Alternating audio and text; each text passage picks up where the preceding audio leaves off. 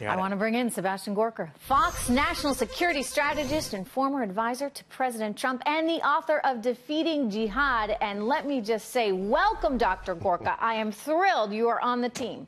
It's great to be back, Trish, with such an amazing team of American patriots. Well, we are excited to have you here. Excited to hear all your analysis. But let me start first with what Chuck Schumer's saying here, basically saying that the president is treating China with kid gloves. What's he getting wrong? Chuck just doesn't get it. I mean, this is the president who just, what was it, 6 weeks ago, launched a historic 301 investigation of China for theft of American intellectual property. That's just... if that's kid gloves, then I think we have to, redefine what we mean by being tough. The fact is, the president's statement was spot on. He's expressing things in the terms of, an Asian strategist like Sun Tzu. From the point of view of Beijing, they're just doing what's best for them. And if they're exploiting the naivete and the short-sightedness of American business, well, that's just skillful on their part. The idea that, for example, Google has decided to put its world-class artificial intelligence research center not in Palo Alto, where it's safe, but in Beijing, just tells you how much we've lost the plot and how much China is playing for the long game. I've always been stunned that companies are so willing. It shows you how desperate they are to access those markets, because I wouldn't want my intellectual property being stolen, and that would be a deterrent enough for me. But you see company after company after company going there, Dr. Gorka, and taking that chance, taking that gamble. Now, we have an opportunity to clamp down on that. We have a lot of opportunity to clamp down on some of the trade deals that have been disadvantaged, put us at a disadvantage. And how does this factor in as we look at these opportunities we have? How does it factor into what we need out of China when it comes to North Korea?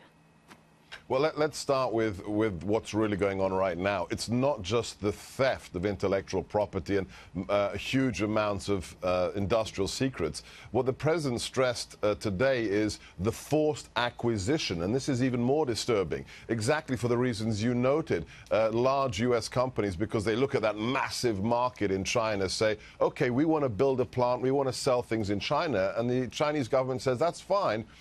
But before you build the first brick on top of the first piece of mortar, you have to give us all your blueprints, all your readouts, all your intellectual property. And for the sake of profits, for short-sightedness, the American companies say yes, unless they're brave, unless they're like Oracle, or unless they're like Motorola that had all their secrets stolen and were burnt. So we have to wake up. We're missing the Sputnik moment. Back when Sputnik was launched, the Americans said, wow, what's going on? How are they in front of us in the space race? And we woke up. We haven't had that realization yet that China is eating our lunch every day. And sometimes you have CEOs who are actually giving China their lunch money. Yeah, no, I hear it, because, you've got publicly traded companies, and they're so obsessed with what's going to happen that quarter that they're not thinking about what happens 20 quarters from now. Exactly. They're just thinking about now. And there's a selfish motivator. That CEO wants to be able to show his shareholders and show his board or her board how well he's doing with sales. And so that means selling to China, and who cares what happens down the road, because by then they'll be out.